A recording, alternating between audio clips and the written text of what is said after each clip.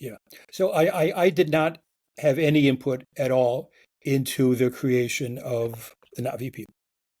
That was a given. That was a totally separate endeavor.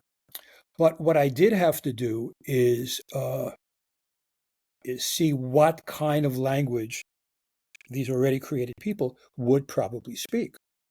Uh, One very important assumption is that the vocal productive mechanism of the Navi is essentially equivalent to our own.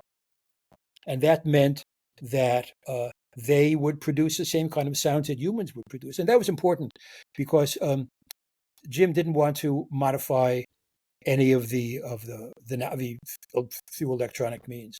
What you hear is what the actor is actually producing. Um,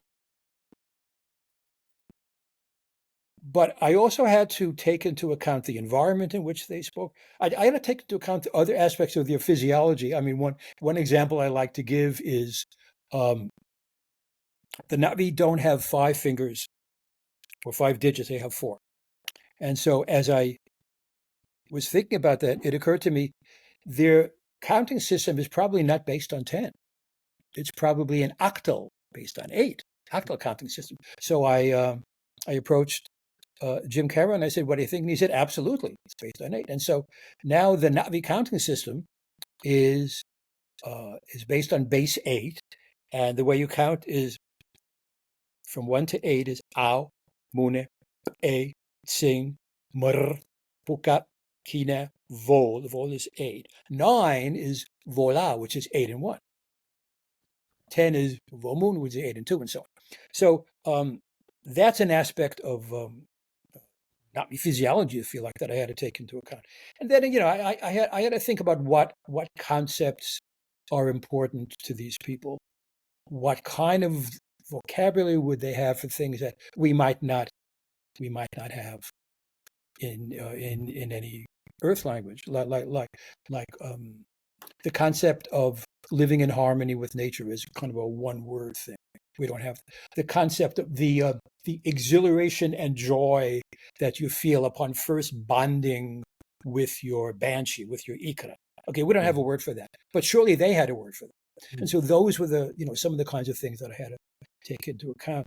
So yeah, I mean the difference between the relationship rather between language and culture and language and environment. That was definitely an important thing. One of the most fun things was actually to come up with idiomatic expressions in the language that would reflect their experience, reflect uh, their life on Pandora. Uh, and so we have idioms, we have proverbs. Uh, for example,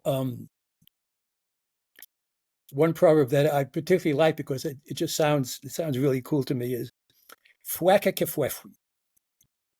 Fweke fwefwi. Now, what it means, a fweke is a kind of mantis. It's this kind of insect-like thing found on Pandora. Fwefwi is a verb to whistle, and ke is negative. So Fweke fwefwi means a mantis doesn't whistle. Now, what does that mean?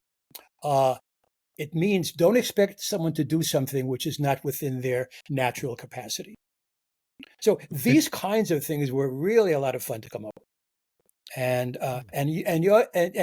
to use a wordplay and similar sounds and so on. That was one of the funnest things about creating the language.